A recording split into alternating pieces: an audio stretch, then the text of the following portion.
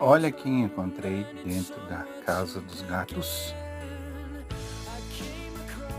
Uma raposa, galera.